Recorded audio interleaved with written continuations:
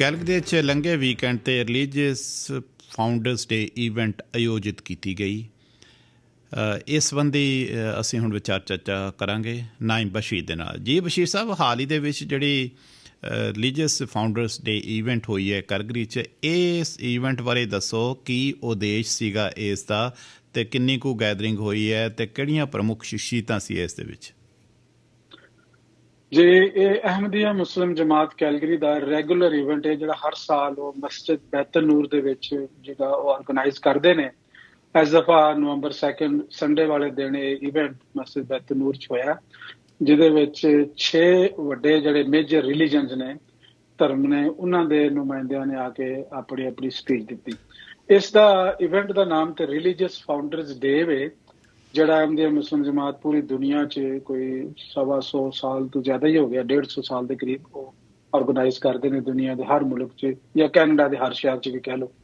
ਉਹਦੇ 'ਚ ਟਾਪਿਕ ਹਰ ਵਾਰੀ ਬਦਲ ਜਾਂਦਾ। ਇਸ ਦਫਾ ਟਾਪਿਕ ਸੀ ਕਿ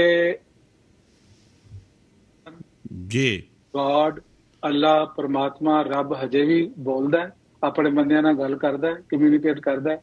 ਇਹ ਬੜਾ ਇੰਟਰਸਟਿੰਗ ਟਾਪਿਕ ਸੀ ਤੇ 6 ਵੱਡੇ ਮੇਜਰ ਰਿਲੀਜਨਸ ਦੇ ਜਿਹੜੇ ਨੁਮਾਇੰਦੇ ਸੀ ਉਹਨਾਂ ਨੇ ਆ ਕੇ ਆਪਣੇ ਆਪਣੇ ਖਿਆਲਾਤ ਦਾ ਇਜ਼ਹਾਰ ਕੀਤਾ, ਜਿਹਦੇ ਵਿੱਚ ਹਿੰਦੂਇਜ਼ਮ, ਬੁੱਧਿਸਟ, ਜੂਇਸ਼ ਕਮਿਊਨਿਟੀ, ਕ੍ਰਿਸਚਨਸ, ਇਸਲਾਮ ਤੇ ਸਿੱਖਇਜ਼ਮ ਸ਼ਾਮਿਲ ਸਨ। ਇਹਨਾਂ ਨੇ ਆ ਕੇ ਆਪਣੇ ਜਿਹੜੇ ਇਹਨਾਂ ਦੇ ਸਪੀਕਰ ਸਨ ਉਹਨਾਂ ਨੇ ਆਪਣੇ ਧਾਰਮਿਕ ਪੁਆਇੰਟ ਆਫ ਵਿਊ ਦੇ ਨਾਲ ਦੱਸਿਆ। ਔਰ ਮਜ਼ੇ ਦੀ ਗੱਲ ਇਹ ਵੇ ਕਿ ਸਾਰਿਆਂ ਨੇ ਇੱਕ ਗੱਲ ਸਾਂਝੀ ਕੀਤੀ, ਉਹ ਇਹ ਸੀ ਕਿ ਹਾਂ, ਰੱਬ ਜਿਹੜਾ ਨਾ ਉਹ ਆਪਣੇ ਅੱਜ ਵੀ ਕਮਿਊਨੀਕੇਟ ਕਰਦਾ, ਕਿਉਂਕਿ ਲੋਕਾਂ ਦਾ ਖਿਆਲ ਇਹ ਵੇ ਕਿ ਜਿਹੜਾ ਪਰਮਾਤਮਾ ਜਾਂ ਅੱਲਾਹ ਤਾਲਾ ਹੈ, ਉਹਦੇ ਜਿਹੜੇ ਐਟਰੀਬਿਊਟਸ ਨੇ, ਖੁਦਾ ਦੇ ਜਿਹੜੇ ਉਹਦੀਆਂ ਕੁਆਲਿਟੀਜ਼ ਨੇ, ਉਹ ਡਿਸੇਬਲ ਨਹੀਂ ਹੋ ਸਕਦੀਆਂ, ਉਹ ਫੋਰਐਵਰ ਨੇ। ਇਹ ਨਹੀਂ ਹੈਗਾ ਕਿ ਉਹ ਕੱਲ ਨੂੰ ਬੋਲਦਾ ਸੀ ਤੇ ਅੱਜ ਉਹਨੇ ਬੋਲਣਾ ਛੱਡ ਦਿੱਤਾ। ਹਜੇ ਵੀ ਉਹਦੇ ਜਿਹੜੇ ਨੇਕ ਬੰਦੇ ਨੇ, ਜਿਹੜੇ ਵਲੀਉਲਾ ਨੇ, ਜਿਹੜੇ ਸੇਂਟਸ ਨੇ, ਜਾਂ ਗੁਰੂ ਨੇ, ਜਾਂ ਮੈਸੇਂਜਰਸ ਨੇ, ਉਹਨਾਂ ਦੇ ਨਾਲ ਰੱਬ ਜਿਹੜਾ ਹਮ ਕਲਾਮ ਹੁੰਦਾ ਤੇ ਉਹ ਆਪਣੀ ਰਾਹੀਂ ਲੋਕਾਂ ਨੂੰ ਗਾਈਡ ਕਰਦਾ। ਇਹ ਤੇ ਸੀ ਕਾਮਨ, ਜਿਹਦੇ ਤੇ ਸਾਰੇ ਬੰਦੇ ਸਹਿਮਤ ਸਨ।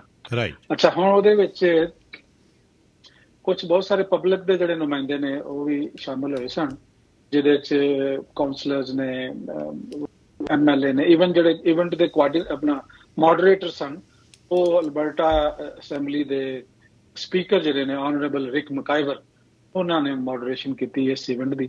ਔਰ ਇਹਦੇ ਵਿੱਚ social media, main stream media ਦੇ ਲੋਕ ਵੀ ਆਏ ਸਨ।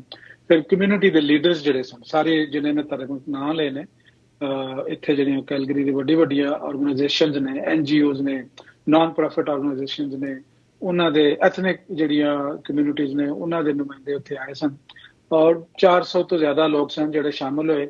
ਅੱਜ ਦੇ ਦੌਰ 'ਚ ਬਸੋਤਾ ਸਾਹਿਬ, ਚੁੱਕੇ ਲੋਕਾਂ ਨੂੰ ਧਰਮ ਨਾਲ, ਰਿਲੀਜਨ ਨਾਲ ਉਹ ਕੋਈ ਦਿਲਚਸਪੀ ਰਹੀ ਨਹੀਂ ਜੀ। ਹੁਣ ਲੋਕ ਇਹੀ ਕੋਈ ਕਨਸਰਟ ਹੋਵੇ ਮਿਊਜ਼ਿਕ ਦਾ ਜਾਂ ਕਲਚਰਲ, ਤੇ ਹਜ਼ਾਰਾਂ ਲੋਕ ਆਉਂਦੇ ਨੇ।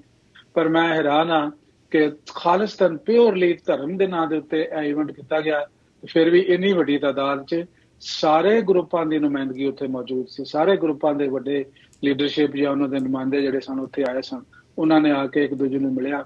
ਔਰ ਜਿਹੜੇ ਸ਼ਾਮਿਲ ਹੋਣ ਵਾਲੇ ਲੋਕ ਸਨ ਉਹ ਇਸ ਗੱਲ ਦੇ ਬਹੁਤ ਖੁਸ਼ ਸਨ ਕਿ ਅਹਿਮਦੀਆ ਮੁਸਲਿਮ ਜਮਾਤ ਇਸ ਇਵੈਂਟ ਨੂੰ ਪਿਛਲੇ ਕਈ ਸਾਲਾਂ ਤੋਂ ਕੈਲਗਰੀ 'ਚ ਖਾਸ ਤੌਰ ਤੇ ਉਹਨਾਂ ਨੇ ਕੰਟੀਨਿਊਸਲੀ ਹਰ ਸਾਲ ਕਰਦੇ ਨੇ, ਡਿਫਰੈਂਟ ਟਾਪਿਕ ਲੈ ਕੇ ਆਉਂਦੇ ਨੇ। ਇਹਦਾ ਸਭ ਨਾਲ ਵੱਡਾ ਫਾਇਦਾ ਵੇ ਕਿ ਅਸੀਂ ਸਾਰੇ ਮਿਲ ਜੁਲ ਕੇ ਇੱਕ ਪਲੇਟਫਾਰਮ ਦੇ ਉੱਤੇ ਇਕੱਠੇ ਹੋ ਕੇ ਸਾਂਝ ਪਾਉਂਦੇ ਹਾਂ। ਅਸੀਂ ਪਿਆਰ ਤੇ ਮੁਹੱਬਤ ਦਾ ਜਿਹੜਾ ਨਾ ਉਹ ਸਬਕ ਦਿੰਦੇ ਹਾਂ। ਅਸੀਂ ਸਾਰਿਆਂ ਨੂੰ ਇੱਕ ਦੂਜੇ ਦੇ ਕਰੀਬ ਲੈ ਕੇ ਆਉਂਦੇ ਹਾਂ, ਕਿਉਂਕਿ ਅਹਿਮਦੀਆ ਮੁਸਲਿਮ ਜਮਾਤ ਦਾ ਇੱਕ ਯੂਨੀਵਰਸਲ ਮੈਸੇਜ ਹੈਗਾ, ਮੁਹੱਬਤ ਸਾਰਿਆਂ ਲਈ, ਨਫ਼ਰਤ ਕਿਸੇ ਲਈ ਨਹੀਂ। ਤੇ ਉਸ ਮੈਸੇਜ ਨੂੰ ਫੈਲਾਉਣ ਦਾ ਇੱਕ ਇਹ ਵੀ ਤਰੀਕਾ ਹੈ ਕਿ ਸਾਰੇ ਧਾਰਮਿਕ ਕਮਿਊਨਿਟੀਜ਼ ਨੂੰ ਲੈ ਕੇ ਇੱਕ ਥਾਂ ਤੇ ਬਹਿ ਕੇ ਆਪਸ 'ਚ ਪਿਆਰ ਮੁਹੱਬਤ ਸਾਂਝ ਕਰੋ, ਕਾਮਨੈਲਿਟੀ ਸ਼ੇਅਰ ਕਰੋ, ਤਾਂ ਕਿ ਅਸੀਂ ਇੱਕ ਦੂਜੇ ਦੇ ਕਰੀਬ ਆਈਏ, ਇਨਸਾਨੀਅਤ ਦੇ ਨਾਤੇ ਇੱਕ ਦੂਜੇ ਦੀ ਕਦਰ ਕਰੀਏ, ਰਿਸਪੈਕਟ ਕਰੀਏ ਤੇ ਇੱਕ ਦੂਜੇ ਦਾ ਖਿਆਲ ਰੱਖੀਏ, ਤਾਂ ਕਿ ਅਸੀਂ ਇਸ ਦੁਨੀਆ ਨੂੰ ਪੁਰਅਮਨ ਦੁਨੀਆ ਬਣਾ ਸਕੀਏ। ਜੀ ਬਸ਼ੀਰ ਸਾਹਿਬ, ਬਹੁਤ ਬਹੁਤ ਮਿਹਰਬਾਨੀ ਜਾਣਕਾਰੀ ਸਾਂਝੀ ਕਰਨ ਲਈ। ਮਿਹਰਬਾਨੀ ਬਸੋਤਾ ਸਾਹਿਬ, ਤੇ ਰੱਬ ਰਾਖਾ ਸਰ। ਸੋ ਦੋਸਤੋ, TV ਦਾ ਪ੍ਰੋਗਰਾਮ ਤਾਂ ਇੱਥੇ ਹੀ ਸਮਾਪਤ ਕਰਨਾ। ਰੇਡੀਓ ਦਾ ਪ੍ਰੋਗਰਾਮ ਰਾਤੀ 10 ਵਜੇ ਤੱਕ ਜਾਰੀ ਰਹੇਗਾ। ਉਸ ਵਿੱਚ ਕਈ ਦਿਲਚਸਪੀਆਂ ਹੋਣਗੀਆਂ।